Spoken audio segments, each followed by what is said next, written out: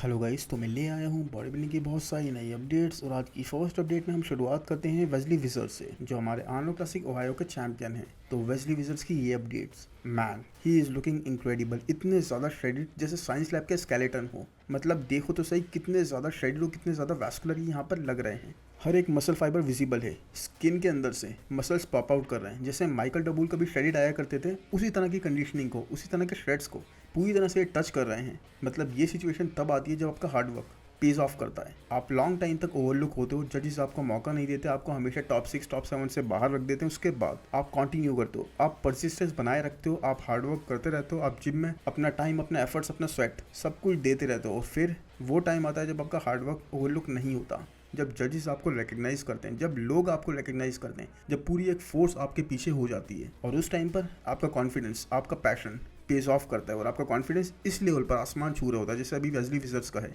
मतलब देखो, इनकी कंडीशन पहले से आपको बेटर ही दिखेगी। He is constantly improving. और ये किस लिए हो रहा है? बिकॉज जजेस रिकग्नाइज कर रहे हैं, इनके एफर्ट्स पे ऑफ कर रहे हैं। तो इनको उस चीज़ से एक बहुत ज़्यादा एक्साइटमेंट और मोटिवेशन मिल रही है और इसी तरह के एफर्ट्स ये डाल रहे हैं। इस वक्त इनके सेल्फ कॉन्फिडेंस का लेवल ऐसा हुआ कि now he can do wonders. इनको लगता है कि ये बहुत कुछ कर सकते हैं। और एब्सोल्युटली इनकी बॉडी लैंग्वेज पे जिस तरह से इनकी इंप्रूवमेंट्स दिख रही हैं, ये चीज़ विजिबल है। I mean look at him here guys, इतने ज़्यादा श्रेडिड और कंडीशन कि जैसे एक एआई से बने हुए कैरेक्टर हो। जैसे आप देख रहे हो ना, एआई की बनी हुई पिक्चर्स और वीडियोस आ रहे हैं आजकल लोगों के, वैसे ही बिल्कुल ये रियल में लग रहा है वेस्ली विजर्ड्स। इस तरह के श्रेडिड हो रहे हैं। I really don't think Wesley is going to be stopped. Arnold Classic UK में किसी तरह से भी इनको रोका नहीं जा सकता। इस तरह से कोई इंप्रूवमेंट्स इतनी जल्दी करके नहीं आ सकता। प्लस जहाँ सबका कॉन्फिडेंस लेवल बहुत ज़्यादा डाउन हो गया है, वहीं वेस्ली विजर्ड्स अब हद से ज़्यादा कॉन्फिडेंट होंगे। और जिस दिन इन्होंने अपने लेग्स भी डेवलप कर लिए, man that is going to be the day. I don't think CBum के बाद कोई और इतना ज़्यादा डिजर्विंग है, कोई और इतना ज़्यादा क्लासिक है, कोई और इस तरह से डिफाइन कर सकता है क्लासिक डिवीजन को जैसे वेस्ली विजर्ड्स कर सकते हैं। बस अभी वही बात है कि अभी वो टाइम नहीं आया। अभी इनको अपने लेग्स को इंप्रूव करना है और सीबम अभी जाने के लिए तैयार नहीं है। ये दोनों चीज़ें जब भी होंगी, आई डोंट थिंक रमॉन डीनो या ओट्स के किसी के भी चांसेस हैं वेस्ली की जगह लेने के लिए।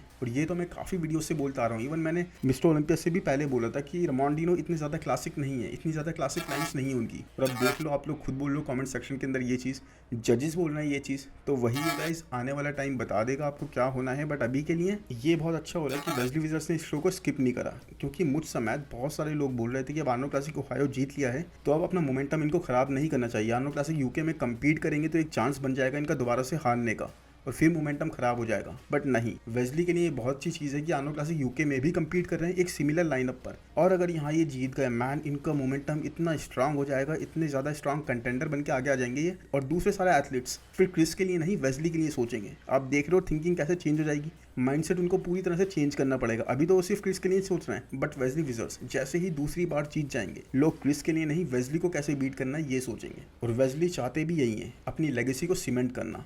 Getting 2 titles in a row, man that's a dream come true. अब रमॉन और वेस्ली दोनों जा रहे हैं second time Arnold Classic victory के लिए। तो देखते हैं कौन जीता है। बाकी जैसा वेस्ली विजर्ड्स का ट्रैक रिकॉर्ड है, I think he will come better at the Arnold, क्योंकि कई बार इन्होंने बैक टू बैक शोज करे हैं और उसके बाद हमेशा ये इंप्रूवमेंट्स के साथ ही आए स्टेज पर। तो वेस्ली की मसल क्वालिटी यहाँ पर इंसेन लग रही है, मैन बिल्कुल एनीमे कैरेक्टर की तरह। डीप कट्स अवेलेबल हैं, बिल्कुल क्लासिक लाइंस, पुरानी गोल्डन एरा वाली। और अगर आप वेस्ली को फॉलो करते हो काफ़ी लंबे टाइम से, तो आप जानते हो गाइस कि अगर वेस्ली यहाँ जीत जाते हैं तो वो तो बहुत अच्छी बात है। बट अगर ये हार जाते हैं तो ये एक ऐसा एथलीट नहीं है जो बहुत ज़्यादा डिमोटिवेट हो जाए या रुक जाए। He is going to sit, he is going to plan, और फिर प्लान के अकॉर्डिंग ये देखेंगे इनको कहाँ पर इंप्रूवमेंट करनी है, और फिर ये इंप्रूव करके दोबारा एक स्ट्रॉन्ग कमबैक करेंगे। वेस्ली इसी तरह से है। मतलब अभी इन्होंने एक वीडियो में बताया कि इनको 16 साल लग गए बॉडी बिल्डिंग करते हुए, और अब इन्होंने आर्नोल्ड क्लासिक का टाइटल जीता है। और ये इनके लिए सिर्फ एक स्टार्टिंग। आप सोचो कितनी अमेजिंग बात है ये, और कितना लंबा टाइम इन्होंने दिया है। But he is a very soft spoken guy, बहुत ही काइंड गाय है, बहुत ही पोलाइट पर्सन है।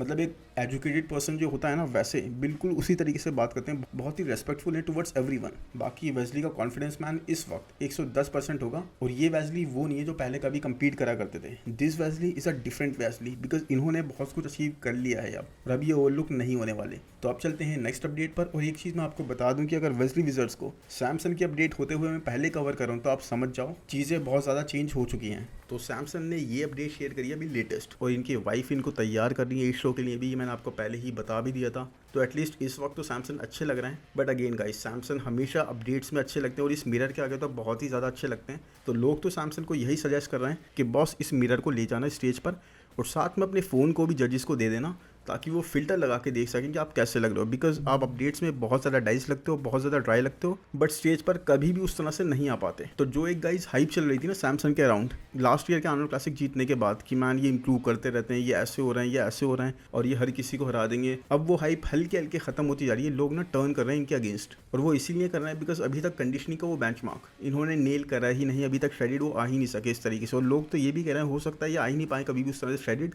इनके जेनेटिक्स में, इनकी फिजिक में वो बात ही ना हो, and that is totally possible. देखो एस्थेटिक्स 100% है, बट हर किसी के पास हर कुछ नहीं होता। काफ़ी टाइम से सैमसंग ट्राई कर रहे हैं, अब जो इन्होंने कोच चेंज करने की बात सोची है, I think that is going to work, but let's see किसके पास ये जाते हैं। अभी आर्नोल्ड क्लासिक यूके में अगर ये अच्छे आ गए, मतलब अच्छे का मतलब दूसरे शोज से अच्छे आ गए, आर्नोल्ड क्लासिक ओहायो से अच्छे आ गए, तो मैन फिर तो माइलोस की लग जाएगी। बिकॉज इनकी ये वाइफ प्रेप कर रही है और माइलोस ने काफ़ी ज़्यादा ट्राई करा है इनको कंडीशन और क्रेडिट लाने का, और अगर ये उससे अच्छा आ गए तो man that is going to be insane. तो ये चीज़ एक देखने वाली होगी, मतलब माइलोस भी इस पर आंखें लगा के बैठे होंगे कि कैसे आते हैं सैमसंग यहाँ पर अपनी वाइफ की कोचिंग के अंडर। बाकी अब मैं बात करता हूँ ब्रियॉन एंसली की, the uncrowned third प्लेसर of Arnold classic Ohio. इनको मैन कोई तो थर्ड प्लेस दे दो, बिकॉज उससे ऊपर इनको प्लेस होना ही चाहिए जिस तरह से इंप्रूवमेंट्स ये कर रहे हैं। मतलब ये देखो, heads off to this person, इनकी डेडिकेशन, इनका डिसिप्लिन, इनकी मोटिवेशन, मतलब इतनी बार क्लियरली गाइज ये थर्ड प्लेस डिजर्व करते हैं। उसको 2-3 बार बीट कर चुके हैं, उसके बाद भी जजेस को पता नहीं इनसे क्या प्रॉब्लम है, जजेस इनको ऊपर नहीं रख रहा है, बट उसके बाद भी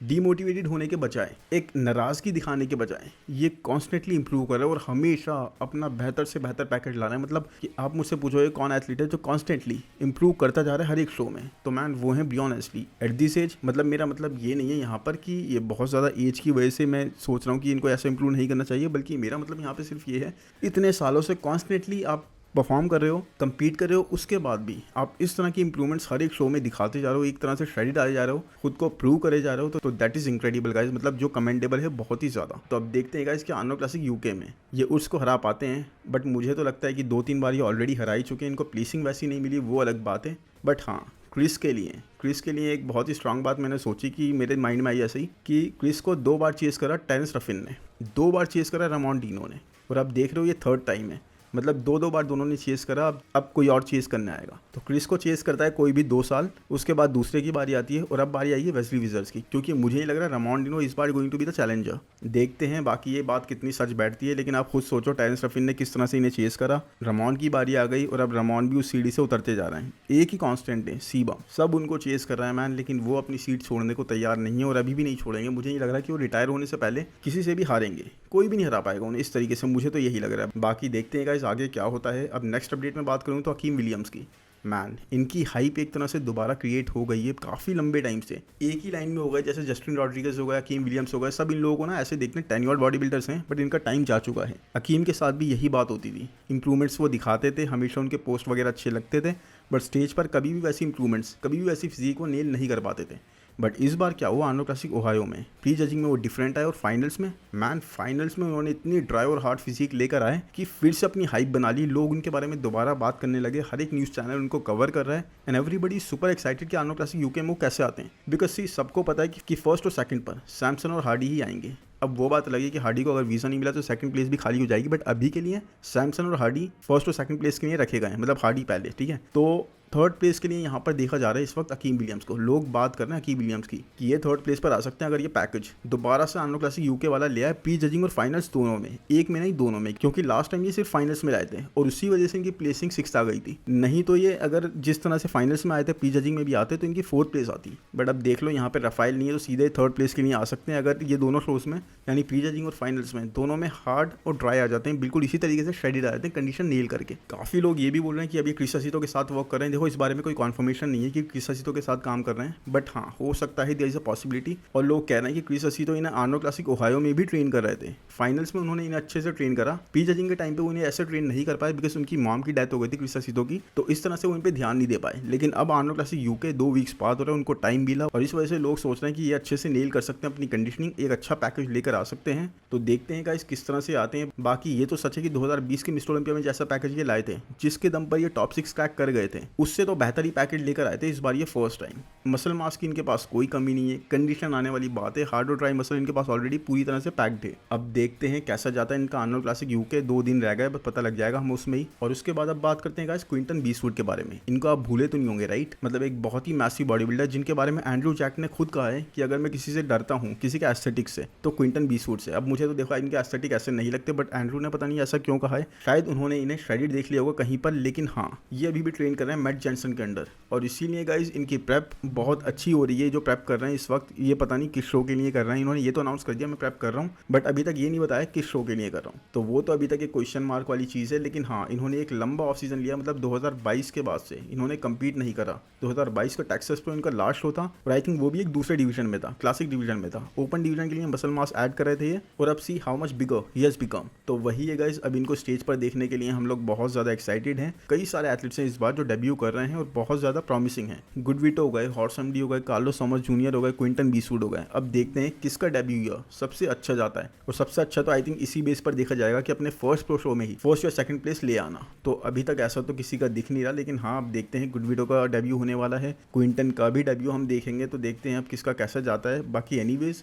आई होप गाइस ये वीडियो आपको पसंद आया होगा। अपडेट्स अभी भी मेरे पास बहुत हैं, किसी ना किसी दिन मैं 2 वीडियोस भी लेके आ जाऊंगा। अभी के लिए आप वीडियो को लाइक कर दो यार, चैनल को सब्सक्राइब कर दो, नोटिफिकेशन बेल को दबा दो, कमेंट्स में ज़रूर बताओ कौन कैसा लग रहा है, किसके कमबैक को देखने के लिए आप बहुत ज़्यादा एक्साइटेड हो, वेस्ली को देख के क्या लग रहा है, क्योंकि मुझे तो बहुत ज़्यादा एक्साइटमेंट है वेस्ली को स्टेज पर देखने के लिए इस कंडीशन के साथ, इस परफेक्टली नेल्ड कंडीशन के साथ, और साथ ही ब्रियॉन एंसली को एक बार उसको डिफीट करते हुए। मैं ये नहीं कहता ब्रियॉन एंसली चाहे जीत जाए शो, बट मैं चाहता हूँ कि जजेस उनको रेस्पेक्टेबल प्लेसिंग दें, उसको अगर वो बीट कर रहे हैं तो उन्हें प्लेसिंग भी उसी हिसाब से दें, जजेस उस हिसाब से ही देखें, बल्कि अपनी कोई खुन्नस सुन्नस ना निकालें। बाकी लेट्स सी क्या होता है। Thank you, bye bye.